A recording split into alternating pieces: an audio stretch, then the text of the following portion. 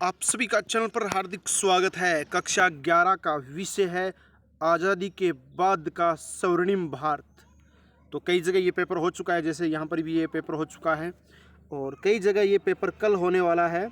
काफ़ी विद्यार्थियों की मांग पर ये पेपर हम लेके आए हैं, तो इस पेपर को पढ़ना शुरू करें उससे पहले आप वीडियो को लाइक करें। अभी तक आपने चैनल सब्सक्राइब नहीं किया तो चैनल को सब्सक्राइब करें, घंटे का निशान दबाकर ऑल बटन पर भी क्लिक कर दीजिए। चलो चलते हैं। विषय है आज़ादी के बाद का स्वर्णिम भारत। कक्षा 11 का ये पेपर है। पूर्णांक 80 है। समय 2 घंटे 45 मिनट। बहुविकल्पात्मक प्रश्न। धन निष्कासन का सिद्धांत किसने दिया था? दादा भाई नौरोजी ने, बाल गंगाधर तिलक ने, आर.सी. दत्त ने, गोपाल कृष्ण गोखले ने। तो ये दिया था दादा भाई नौरोजी ने। भारत का पहला परमाणु रिएक्टर कब स्थापित किया गया? 1954, 55, 1954 और 1957। तो इसमें से कौन सा है? असहयोग आंदोलन किसके प्रश्न को लेकर शुरू हुआ? आर्थिक मामले, रोल्ट एक्ट, साइमन कमीशन और खिलाफत। तो असहयोग आंदोलन रोल्ट एक्ट को लेकर हुआ था। सविनय अवज्ञा आंदोलन का प्रारंभ किस यात्रा से हुआ था? ये दांडी, मुंबई, दिल्ली, लाहौर। तो ये हुआ था आपका दांडी यात्रा से। किससे हुआ था? दांडी यात्रा। ये उत्तर हो गया। किस सत्याग्रह के बाद पटेल को सरदार की उपाधि मिली थी? खेड़ा, चंपारण, बारदौली, अहमदाबाद। तो शायद बारदौली था, अपनी पुस्तक में देख सकते हैं। प्रश्न नंबर 6।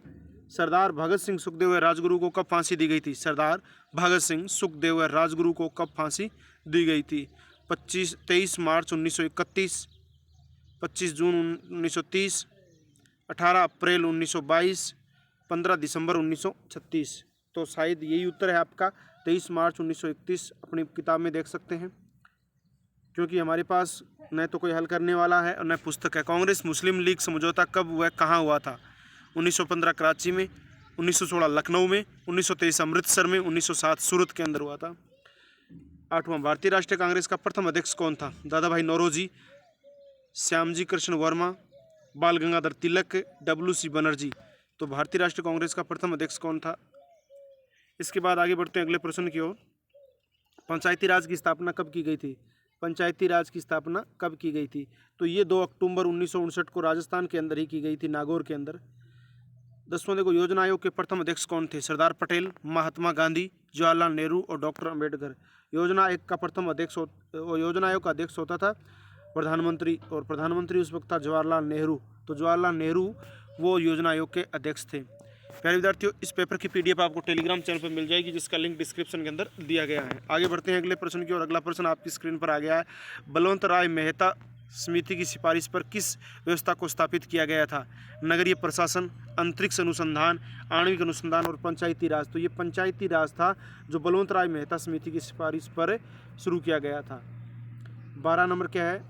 साइमन कमीशन कब भारत आया था? 1927, 1928, 1929, 1930। अपनी पुस्तक में देख लेना, यहाँ पर 1928 निशान लगाया हुआ है। आगे देखिए प्रश्न नंबर 2। रेगिस्तानों की पूर्ति करनी है। 13 अप्रैल 1919 को अमृतसर के जलियांवाला बाग में जनरल डायर द्वारा भयंकर नरसंहार किया गया। तो यहाँ उत्तर क्या? पहले रेगिस्तान में जनरल डायर। दूसरा, संविधान सभा के अस्थायी अध्यक्ष कौन थे? डॉक्टर सचिदानंद सिन्हा। डॉक्टर सचिदानंद सिन्हा थे। तीसरा, ईस्ट इंडिया कंपनी ने 1612 ईस्वी में बंगाल में अपना कार्यालय स्थापित किया। और 15 अगस्त 1947 में क्या है? सारे भारत का पहला स्वतंत्रता दिवस मनाया गया था 15 अगस्त 1947 को। चौथे का हो गया। 5वां, बक्सर का युद्ध 1764 को हुआ था। बंगाल का पुनः एकीकरण 1911 को हुआ था। अति लघुतरात्मक प्रश्न है, 1 या 2 पंक्ति में। किसने कहा स्वराज्य हमारा जन्मसिद्ध अधिकार और हम इसे लेकर रहेंगे? ये कहा था बाल गंगाधर तिलक ने। Swaraj is my birth right and I shall have it. दूसरा, गदर पार्टी की स्थापना किसने की थी? लाला हरिदास। यह क्या लिखा हुआ है विद्यार्थी के द्वारा? गदर पार्टी की स्थापना किसने की थी? अगला देखो, इस पेपर के हमें प्रश्न, अभी पेपर हमें मिला है जस्ट 10 मिनट पहले, और हम इसको अपलोड कर रहे हैं। थोड़ी देर में अगर कोई उत्तर मिलेंगे तो हम उसके बाद इसके उत्तर भी अपलोड कर देंगे। गदर पार्टी की स्थापना किसने की थी? ये हो गया। अवध का नवाब कौन सा बक्सर के युद्ध के समय था? बक्सर के युद्ध के समय अवध का नवाब कौन था? योजना आयोग का गठन कब किया गया था? परमाणु ऊर्जा आयोग के प्रथम अध्यक्ष कौन थे? ये सारे प्रश्न बहुत ही अच्छे प्रश्न है, इंपॉर्टेंट प्रश्न है। इंडियन नेशनल कांग्रेस की स्थापना कब हुई थी? तो ये इसमें बताया गया 28 दिसंबर 1885। 85 दिनांक सही थी, तो आप सीधा 85 लिख दो। किस घटना के बाद गांधी जी ने असहयोग आंदोलन स्थगित कर दिया था? ये था चोरी चौरा कांड। कौन सा था? चोरी चौरा कांड। नेहरू की प्रसिद्ध पुस्तक का नाम बताओ।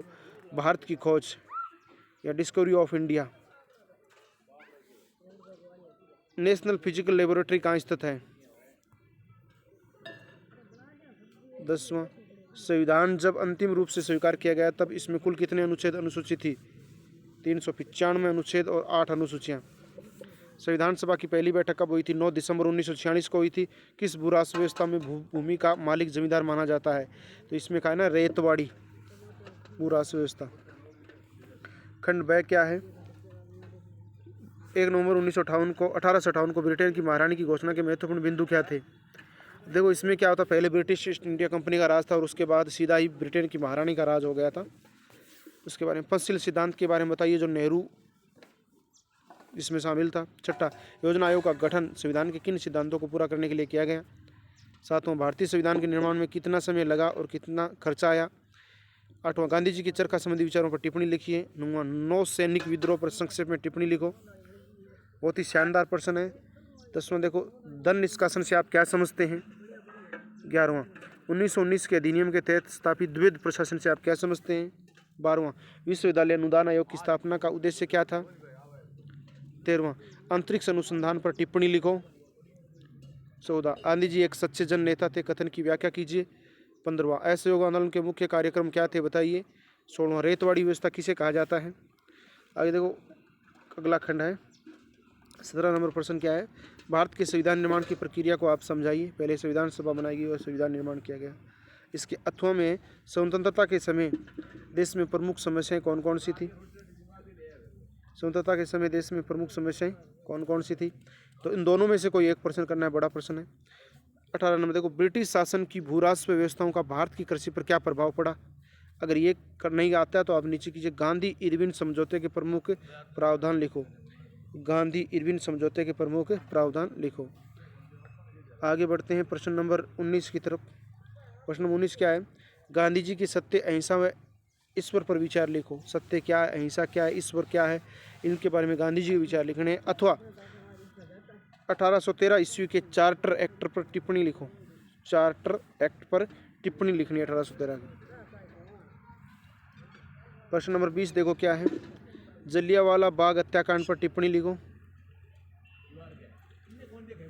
इसका राष्ट्रीय आंदोलन पर क्या प्रभाव पड़ा? जलियांवाला बाग हत्याकांड जो जनरल डायर के द्वारा किया गया था।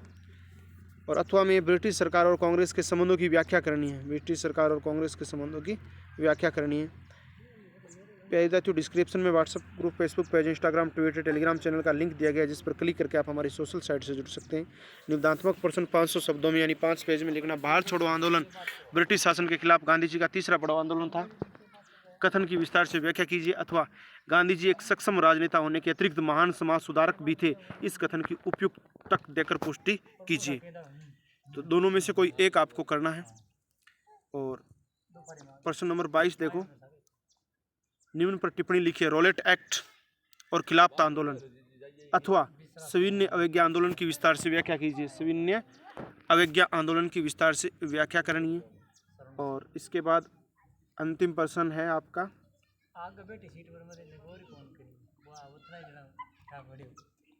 भारत सरकार अधिनियम 1935 के महत्वपूर्ण बिंदु लिखो। अथवा भारत में पंचवर्षीय योजनाओं की उपलब्धियां। देखो ये दोनों एक प्रश्न नहीं है, दोनों अलग अलग है। देखो अथवा थोड़ा आगे आ गया, ठीक है, ये थोड़ा समझना है आपको।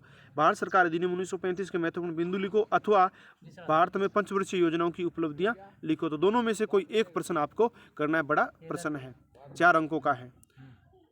प्यारे विद्यार्थियों, ये आपका पेपर है। पेपर का नाम है आज़ादी के बाद का स्वर्णिम भारत। आज़ादी के बाद का स्वर्णिम भारत। ये कक्षा 11 का पेपर है। 20 नंबर पोर्टफोलियो के हैं आपके और 80 अंकों का है ये। और ये बाकायदा नंबर आपके अपलोड किए जाएंगे, आपकी मार्कशीट में बिल्कुल ये भी इससे जोड़ा जाएगा। ये वीडियो कैसा लगा? अगर अच्छा लगा तो आप लाइक कर दीजिए। बड़ी मेहनत के साथ इस वीडियो को उपलब्ध किया गया है। और चैनल को सब्सक्राइब करना बिल्कुल ना भूलिएगा, क्योंकि चैनल से आप सब्सक्राइब करोगे, अन्य साथियों के साथ शेयर करोगे तो हम प्रेरित होंगे और हमारे पास जैसे जैसे पेपर मिलेंगे हम उनको हल करके या सीधे ही अपलोड करने की कोशिश करेंगे। तो ये आपका पेपर है आज़ादी के बाद का स्वर्णिम भारत। आपने इस वीडियो को अंत तक देखा, इसके लिए बहुत बहुत धन्यवाद। यदि ये वीडियो पसंद आया तो ज़रूर लाइक करें। फिर मिलेंगे एक नई क्लास में, तब तक के लिए जय हिंद, जय भारत, वंदे मातरम।